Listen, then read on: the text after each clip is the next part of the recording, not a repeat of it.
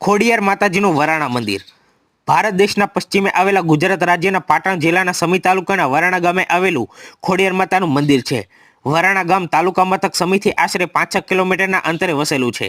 અહીં વરાણામાં શ્રી ખોડિયાર જયંતિ નિમિત્તે એટલે કે મહાસુદ આઠમના દિવસે મોટો મેળો ભરાય છે, જેમાં લોકો માતાજીના દર્શનાર્થે આવે છે.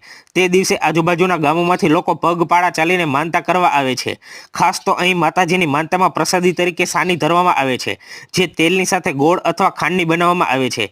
અહીં રહેવા માટે પણ વ્યવસ્થા કરવામાં આવે છે.